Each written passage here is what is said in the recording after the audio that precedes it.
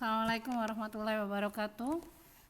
Anak-anak sekalian, bagaimana kabar kalian? Semoga tetap semangat dan insya Allah akan memberikan keberkahan terhadap hidup kita apabila kita tetap berpikir positif dan tetap rajin belajar.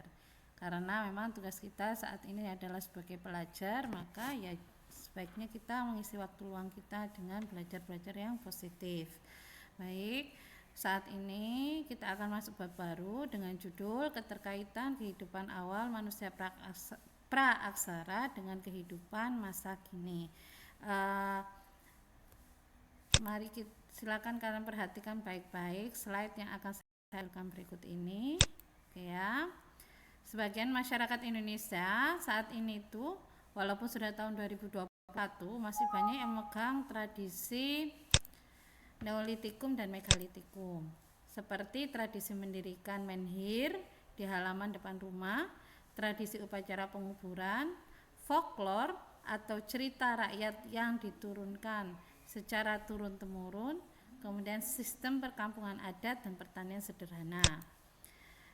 Kebudayaan khas ini masih dilestarikan oleh suku-suku asli Indonesia seperti suku Nias, suku Toraja, suku Tengger, suku Baduy, suku Mentawai, dan suku Boti NTT. Bahkan di sebagian besar wilayah NTT itu masih memegang teguh tradisi peninggalan masa Neolitikum dan Megalitikum. Baik, yang pertama kita akan bahas tentang kepercayaan. Nah, contohnya seperti ini. Ini adalah arca nenek moyang yang ada pada suku Nias, dan arca nenek moyang ini masih ada sampai sekarang dan tetap dilestarikan. Kemudian ini adalah menhir. Menhir ini atau tugu batu ini masih ada sampai sekarang di perkampungan adat Simbuang di Tanah Toraja. Kalau di kawasan Flores, yaitu di sana, di kawasan di tengah perkampungan itu biasanya akan diletakkan patung nenek moyang dan meja batu yang digunakan untuk meletakkan sesaji pada kegiatan upacara persembahan. Oke, kita lanjutkan sekarang. Nah, ini adalah tugu batu. Ini adalah kubur batu. Kubur batu ini terdapat pada masyarakat Toraja yang disebut dengan liang. Nah, di sini jenazah itu diletakkan ke dalam lubang-lubang ini. Diletakkan dalam lubang-lubang ini, ya. Nah, ini adalah patung-patung yang mempersonifikasi atau menampilkan wajah-wajah orang yang meninggal. Ini orang-orang yang meninggal yang dikubur di sini, ini adalah patung mereka. Jadi dibuatkan patung kecil-kecil ini. Baik, bagaimana dengan kehidupan sosial? Nah, perkampungan di masa lalu atau perkampungan adat biasanya berdirikan halaman luas di depan rumah adat, mempunyai tempat untuk penyembahan, mempunyai sumber air, dan mempunyai tempat mata pencaharian. Dan biasanya mereka akan memiliki ladang, mereka akan memiliki kebun, mereka akan dekat dengan hutan, sungai, dan danau. Umumnya perkampungan itu berada di dekat sumber air seperti di pantai, di dataran rendah, dataran tinggi, pedalaman, atau di lereng gunung, karena mereka tidak ingin menghadapi kesulitan air. Oke, seperti apa? Contohnya seperti ilmuwan laut dari suku Bajo. Ini mereka tinggal memang mata pencaharian mereka sepenuhnya adalah di laut, seperti itu. Sehingga fisiknya pun akan beradaptasi dengan pola kehidupan yang mereka jalani. Oke, ini adalah perkampungan adat Wairebo di Manggarai NTT. Nah, mereka bikin rumah adat seperti ini, ya, dengan atap berbentuk kerucut yang sampai ke bawah, sampai ke tanah. Nah, tujuannya apa? Karena mereka tinggal di kawasan pergunungan seperti ini. Mereka tinggal di kawasan pegunungan agar suhu tubuhnya itu bisa tetap stabil, maka untuk menghangatkan diri mereka membuat rumah dengan model-model seperti ini. Oke. Adat istiadat yang berkembang di masyarakat harus dipatuhi seluruh anggota masyarakat di daerah tersebut. Nasihat dari para leluhur dilestarikan dengan cara menjaga nasihat tersebut secara ingatan kolektif anggota masyarakat dan disampaikan melalui lisan secara turun-temurun dari satu generasi ke generasi selanjutnya. Contohnya adalah istiadat pada suku Baduy Dalam. Yang pertama, terdapat larangan menggunakan bahan kimia seperti pasta gigi dan sabun mandi. Kemudian dilarang menggunakan aliran listrik dan memanfaatkan teknologi pada saat di kampung. Dan ketiga, harus menikah dengan sesama suku Baduy dan mereka dilarang bercerai. Namun apabila salah pasangan meninggal dunia, mereka diizinkan untuk menikah kembali. Oke, suku Boti di NTT juga memiliki adat istiadat yang diturunkan secara turun-temurun. Yang pertama, mereka dilarang memotong rambut apabila telah menikah. Laki-laki maupun perempuan apabila telah menikah, rambutnya tidak boleh dipotong. Jadi mereka itu rambutnya akan panjang sekali. Kemudian mereka harus menikah dengan sesama suku Boti. Apabila mereka menikah dengan orang di luar suku Boti, maka mereka harus keluar dari suku Boti.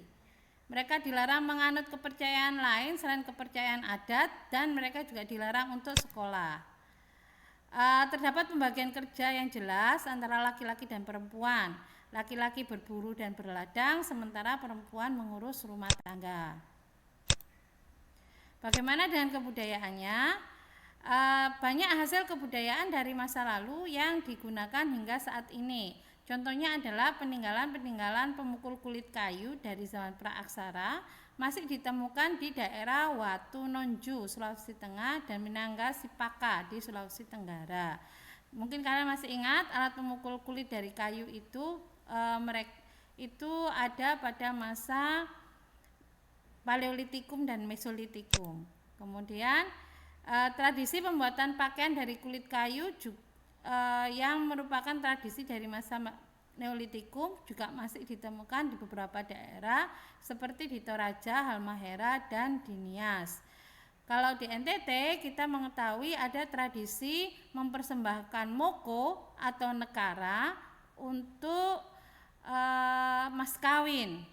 Nah, moko atau nekara itu merupakan peninggalan dari masa Neolitikum pada masa zaman logam. Oke, bentuk rumah-rumah tradisi praaksara itu bermacam-macam. Ada yang bulat dengan atap mencapai tanah dan hanya terdapat satu pintu untuk keluar masuk. Ada kalanya rumah itu dikelilingi pagar dan batu. Ada pula yang atapnya berbentuk seperti perahu. Tadi kita sudah melihat ya, rumah di perkampungan adat Wairebo di Manggarai itu memenuhi karakter yang ini. Bulat dengan atap mencapai tanah dan hanya terdapat satu pintu untuk keluar masuk. Contohnya ini ada rumah yang ada di suku Boti. Oke, kemudian kalau ini ada rumah beratap perahu dari suku Toraja yang ada di Sulawesi. Suku Minangkabau juga membuat rumah modelnya seperti ini, yang atapnya berbentuk seperti perahu. Suku Minangkabau itu ada di Sumatera, sementara Sulawesi. Kebudayaan bentuk rumah mereka itu hampir mirip, hampir sama. Oke, untuk ekonomi. Masyarakat pada masa lalu itu memenuhi kebutuhannya dengan cara berladang, kemudian dengan cara bercocok tanam, dengan cara berburu dan mengumpulkan makanan. Nah, kegiatan berladang pada suku Dayak Maayam, Ngaju, Danum yang ada di Kalimantan mengingatkan kita pada cara berladang pada zaman aksara. Kenapa demikian? Karena ketika mereka berladang, mereka benar-benar harus memperhatikan musim. Pada bulan Mei, Juni, Juli, ketika awal musim kemarau, itu dimulailah penebangan pohon. Kemudian Agustus September ketika musim kemarau sudah mulai tinggi, pohon-pohon itu dibakar untuk persiapan menghadapi musim hujan atau musim tanam. Karena nanti pada bulan Oktober, November, Desember itu sudah mulai masuk musim hujan, sehingga pada bulan Oktober abu kayu tersebut, kayu ya, bukan kaya, abu kayu bakar tersebut akan digunakan sebagai pupuk organik pada masa musim tanam. Bagaimana dengan perkembangan teknologi? Dalam perkembangan teknologi, di beberapa wilayah Indonesia masih ditemukan cara-cara membuat gerabah seperti pada masa Neolitikum. Gerabah itu kalau sekarang itu adalah keramik. Keramik itu asalnya dari gerabah. Di Tanah Toraja, masyarakat membuat gerabah dengan bergantung pada kemahiran tangan. Di beberapa wilayah Indonesia seperti Jawa, Aceh, Bima, Sumbawa, dan pantai utara Papua membuat gerabah dengan cara tradisional, menggunakan tatap gabung dengan roda berputar. Pembuat gerabah secara tradisional mengerjakan sesuai dengan teknik yang berlangsung secara turun-temurun yang mereka warisi dari generasi sebelumnya. Ternyata tidak saya tampilkan gambar dari gerabah. Oke, kalau materinya cukup sampai sekian. Terima kasih atas perhatiannya. Untuk informasi selanjutnya apa yang harus kalian lakukan, silakan cek di e-learning atau di WA group. Terima kasih anak-anak. Mohon perhatikan semua memahami informasi yang telah saya sampaikan. Terima kasih atas perhatian. Assalamualaikum warahmatullahi wabarakatuh.